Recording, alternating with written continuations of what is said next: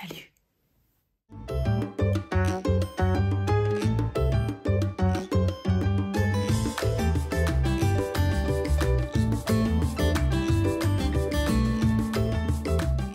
Hey les mordus de Passepoil, j'espère que vous allez bien. Cette semaine, pour cette nouvelle vidéo, je vous embarque avec moi dans l'atelier. J'avais envie de revisiter un petit peu le tuto de la pochette octobre. On arrive en octobre, donc bim, voilà. Le sujet était tout trouvé. Donc pour la pochette octobre, je vous remets le lien ici en haut, dans le petit i.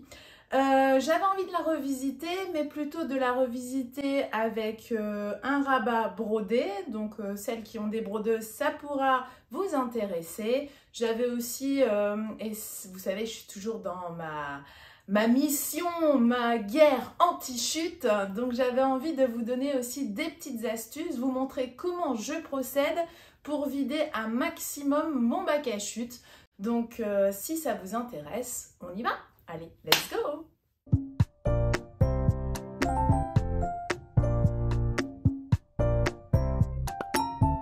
Pendant que la brodeuse fait son boulot, j'ai ressorti du blog toutes les dimensions pour confectionner cette pochette octobre et j'ai plongé la tête la première dans mon bac à chute pour essayer de trouver des tissus dont les couleurs s'harmonisent entre elles.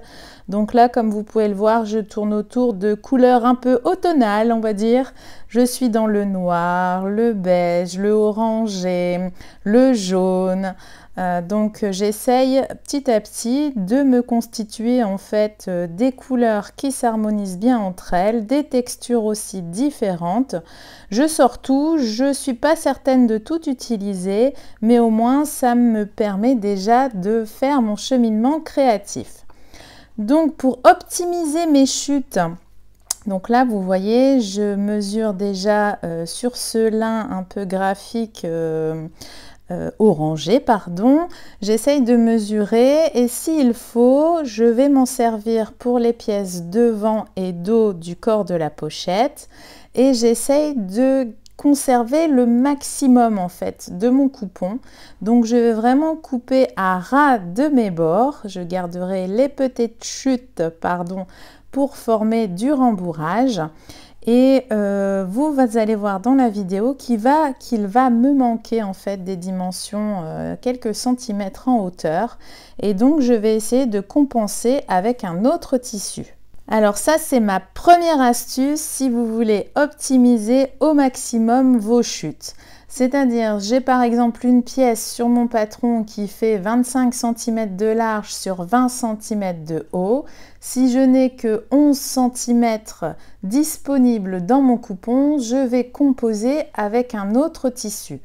Dans ces cas-là, je n'hésite pas à ajouter au niveau de ma hauteur. Donc là, par exemple, j'ai 20 cm de hauteur. Je vais ajouter 2 cm. J'ai 11 cm en fait de mon premier coupon. Ça fait qu'il me faudra 11 cm de mon deuxième coupon. Pourquoi je rajoute ces 2 cm? C'est justement pour les marges de couture, pour l'assemblage des deux tissus. Donc là, comme vous le voyez, pour ma pochette octobre, je vais mixer mon lin orangé avec des chutes de suédine. Et donc, je recoupe la dimension dont j'ai besoin. Je garde toutes les petites chutes pour toujours faire du rembourrage. D'ailleurs, si tu es accro à mon compte Instagram, tu as pu voir cette semaine, j'ai fait une vidéo assez sympa, enfin un réel comme ils disent, assez sympa sur la confection d'un petit coussin à épingles et j'ai bourré le coussin à épingles avec des chutes. Allez hop, place à la couture. Donc là, j'ai mon pied classique. J'ai mis une aiguille standard 80. Donc, petite info, l'aiguille standard, l'aiguille, je la change à peu près tous les 2-3 projets. On m'a posé la question, donc j'en profite pour vous répondre. Donc je fais ma petite couture à 1 cm et pour éviter les épaisseurs, je vais rabattre mes marges de couture sur l'envers et je vais faire une couture à 1 ou 2 mm de mon ancienne couture. Alors cette technique vous permet d'éviter les épaisseurs et en plus je trouve que ça fait un joli détail créatif avec ces deux points de couture. Et donc je procède à l'identique pour l'autre côté, je refais bien mes 2 petites surpiqûres. Allez hop, un petit coup de rouleau autocollant pour enlever tous les petits minous.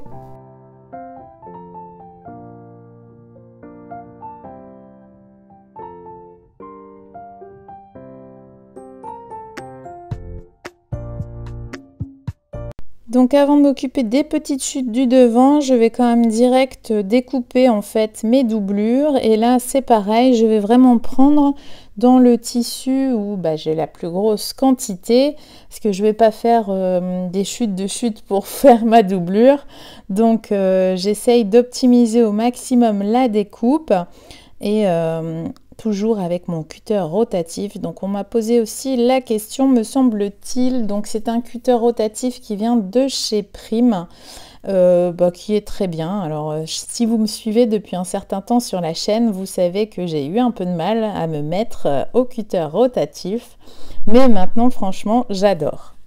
Bon, je refais un petit check pour les pièces en fait pour être sûre de ne rien oublier et je m'aperçois que je me suis plantée. La face dos est beaucoup plus petite que la face avant, donc je recoupe l'excédent, je répare mon erreur, je remplace ma bande pailletée du modèle d'origine par aussi une chute de simili-daim.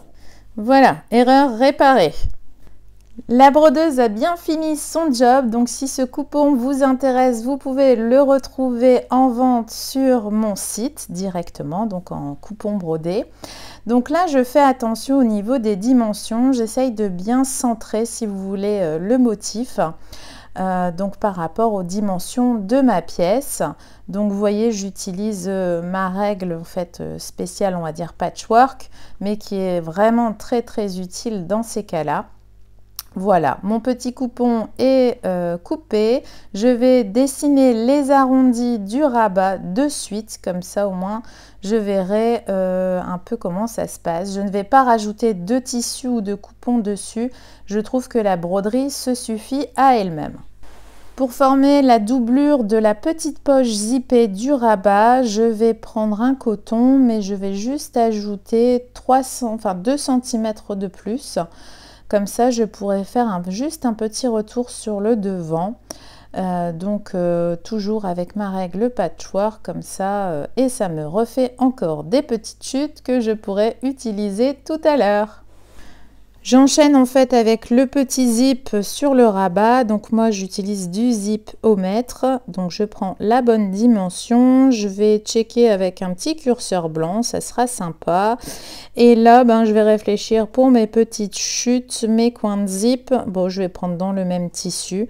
Il me reste une petite bande ici. Je n'ai qu'à découper 2 petits morceaux.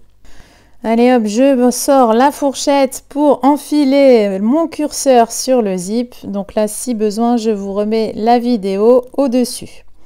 Allez hop, on passe à la machine. Donc là, je vais faire une petite couture de 1 cm. Mes tissus sont endroit contre endroit. Et donc pour faire un joli rappel, je vais simplement plier mon tissu. Et là, je vais simplement refaire une petite surpiqûre à 1 ou 2 mm sur le bord de mon coton. Ça fera un petit point assez joli. Et donc là, je n'aurai plus qu'à passer au fer pour bien aplanir mes tissus. Allez hop, j'enchaîne direct avec mes coins de zip. Donc là, je vais utiliser cette technique-là. Je replie sur 1 cm et je replie encore une fois. Je fais attention de bien mettre le pli de mon coin de chute sur le bord inférieur de mon zip. Et en fait, je vais faire la même chose des 2 côtés.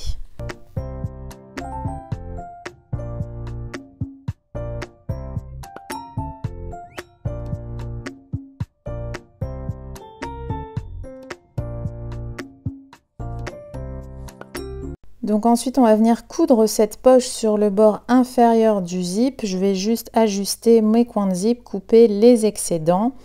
Donc voilà, ça c'est fait. Et donc je vais prendre mon pied fin. Donc vu que je suis le long du zip, ça sera beaucoup plus facile.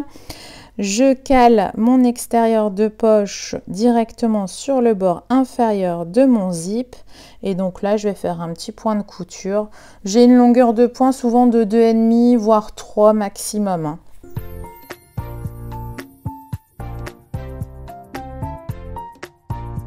Voilà, ça c'est check. Maintenant, on va aller vérifier le reste du rabat. Donc pour le reste du rabat, j'ai pris un coton que j'ai légèrement entoilé. Je vais positionner ma poche directement dessus. Et en fait, sur le haut, je vais réutiliser ce que j'ai découpé, mon erreur. Vous voyez, je recycle. Donc là, je vais simplement mettre un petit bout de biais en fait à cheval le long de mon lin orangé. Donc je répare mon erreur. J'ai pris du fil noir comme ça se verra moins. Et ensuite, ce morceau-là, je vais le mettre juste sur le bord supérieur de mon zip. Là, pareil, je vais coudre le long du biais à 1 ou 2 mm. Et donc, toujours avec mon fil noir et mon pied fin. Donc ça, ce sera l'extérieur de mon rabat. Je vais changer mon pied. Donc, je reprends mon pied droit. Et donc comme ça, je vais coudre l'extérieur sur la doublure de la poche, donc la doublure poche-rabat. Je fais une petite couture à 3-4 mm des bords. Et là, dans les angles, dans les arrondis, je le fais aussi à 3-4 mm de mes tracés.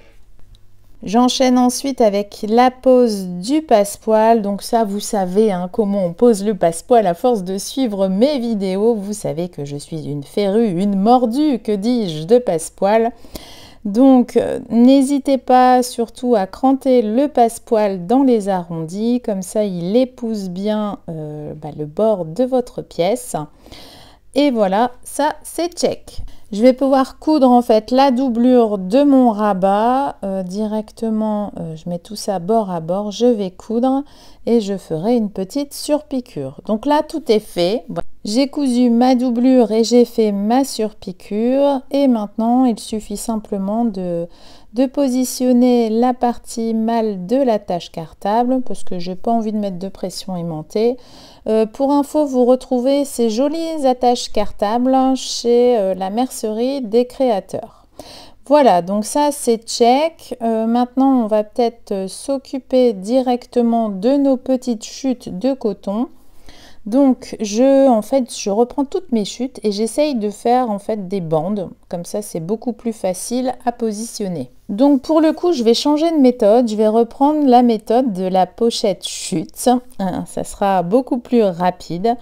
Donc, j'ai toutes mes petites bandes. Donc, j'ai à peu près 5 ou 6 tissus différents et je vais replier sur 1 cm. J'ai tout replié sur 1 cm vers l'intérieur, j'ai tout repassé et maintenant je n'ai plus qu'à jouer avec mes chutes pour composer quelque chose de décoratif, de joli, de ludique, quelque chose qui soit assez sympa au visuel. Donc là, j'hésite pas, je m'amuse, je change et après je couds. Donc pour rappel, je couds le bord que j'ai replié en premier. Ensuite, là, comme j'ai un tissu, un velours qui bouge un petit peu, j'hésite pas, je refais une autre couture sur le côté opposé. Je mets ma deuxième chute et je couds toujours le côté que j'ai replié et j'enchaîne comme ça. J'ai une longueur de pointe de 2,5-3 mm. J'hésite pas, je bouge bien. L'idée, c'est de bien recouvrir en fait toutes les parties effilochées de vos chutes et de faire quelque chose de joli. Pour fixer le tout, je viens faire une couture à 0,5 cm du bord de ma pièce. Donc là ensuite, je vais simplement couper les chutes de chute. Ça me fera du bon rembourrage. Donc je garde ça dans un petit pot moi et j'essaye de faire du rembourrage. Donc je vais faire aussi également mes petits arrondis du bas. Donc c'est des arrondis facultatifs, c'est optionnel, vous n'êtes pas obligé. Moi j'adore les rondeurs, donc je trouve ça beaucoup plus joli. Voilà ce que ça va me donner. J'enchaîne avec la partie dos de la pochette selon le même principe. J'essaye de positionner mes chutes pour faire quelque chose de sympa.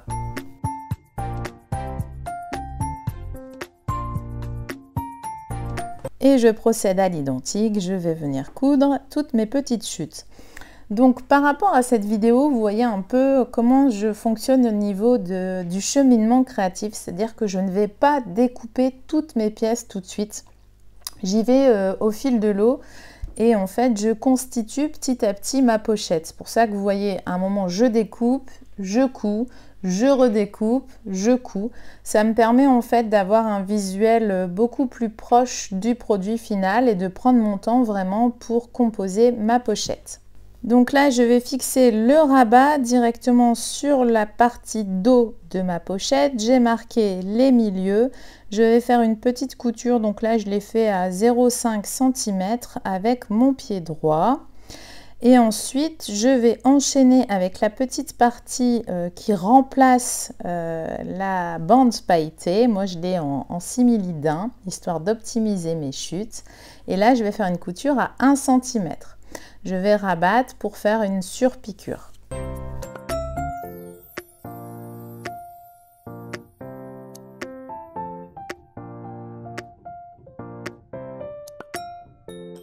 Je vais m'occuper du zip. Donc là, j'ai pris un curseur, vous voyez, où on peut accrocher quelque chose. Donc vous les trouverez chez la mercerie des créateurs.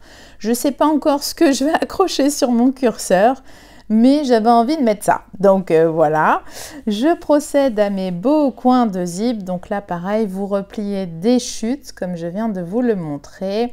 Je fais une petite couture à 1 ou 2 mm des bords et le tour est joué.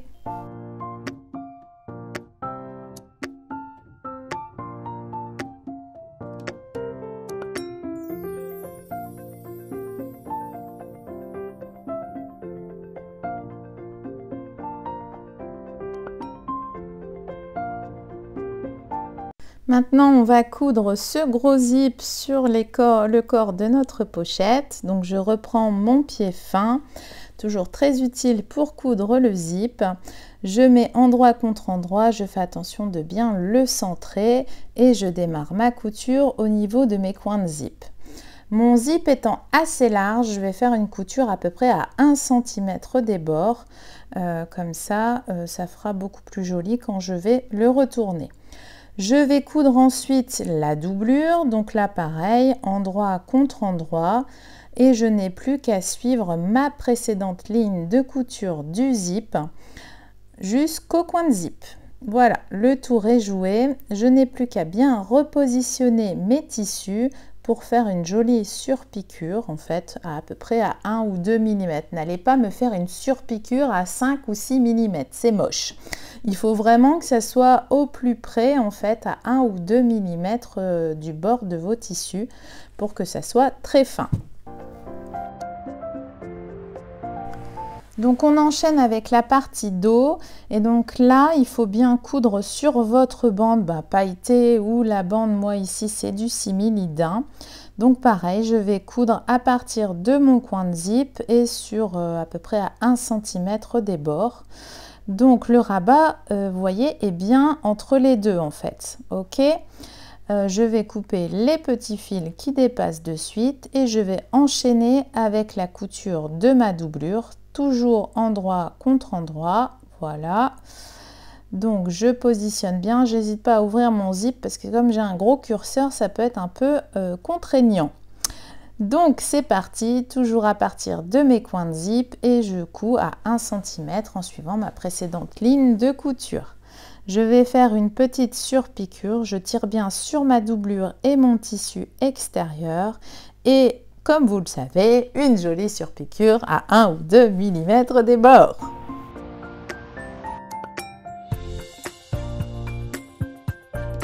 Donc là, au moment de pouvoir mettre ma partie femelle, je me suis aperçue que ça n'allait pas du tout. Alors, je ne sais pas ce que j'ai fait. Écoutez, j'étais à fond dans mes chutes et dans mes dimensions, c'était pas bon. Donc, j'ai dû tout découdre le dos pour rajouter une bande kaki. Enfin bref, c'était le bordel. Donc, je vous épargne mon dur labeur de découdre et de recoudre. Mais le principe, sachez que les dimensions sont bonnes et moi j'ai fait ça en freestyle et ça s'est pas forcément bien passé au final. Donc voilà, j'ai positionné, comme vous pouvez le voir sur la vidéo, ma partie femelle, pardon.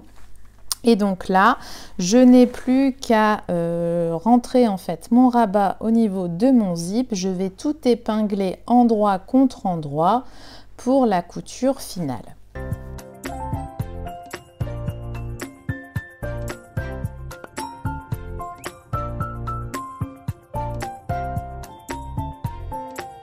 Donc je me positionne au niveau d'un coin de zip, donc je rabats bien, vous voyez, mes tissus. N'hésitez pas à laisser 2-3 mm, voire 4 mm quand vous avez beaucoup d'épaisseur de tissu. Ne collez pas votre pied sur le coin de zip. N'hésitez pas à laisser un petit trou, ça permettra d'avoir un peu plus de souplesse au niveau de vos coins de zip. Donc pour le tour, vous voyez, la largeur en fait de mon pied me sert de mesure et donc le bord de mon pied suit le bord de mes tissus. Donc comme ça, je suis à peu près à 1 cm en fait au niveau de la marge. Donc je m'arrête ensuite au premier coin, je fais un point de renfort et je redémarre après au niveau de mon coin de zip. Je positionne bien mon coton au-dessus de mes tissus extérieurs et je termine ma petite couture de la doublure en laissant une ouverture pour tout retourner. Avec les ciseaux cranteurs, je vais enlever de l'épaisseur de tissu, surtout au niveau des coins, des arrondis et aussi au niveau de mes coins de zip. Ce sera beaucoup plus facile pour pouvoir tout retourner. Pour les coins en arrondi, je vais me servir de mon outil magique. Donc je vous en ai déjà parlé dans des précédentes vidéos. Ça me permet de bien faire ressortir les tissus et d'avoir de jolis arrondis au niveau des bords de ma pochette, enfin du bas de ma pochette. Donc je m'occupe du bas et ensuite je vais bien tirer au niveau de mes coins de zip. Et comme j'ai laissé assez de marge, je n'ai aucun souci pour bien positionner mes coins. Donc voilà ce que ça me donne, je suis trop contente. Je vais juste fermer l'ouverture laissée par un point invisible. Et voilà ma petite pochette octobre revisitée avec des chutes aussi de cordon, de galons même je dirais. Donc j'étais bien contente de pouvoir recycler en plus des galons. Donc n'hésitez pas à les piocher, chercher dans toutes vos merveilles pour recycler au maximum. J'espère que ce tuto vous aura plu. Je vous souhaite d'ores et déjà un excellent week-end. Je vous embrasse. À très vite. Bye bye.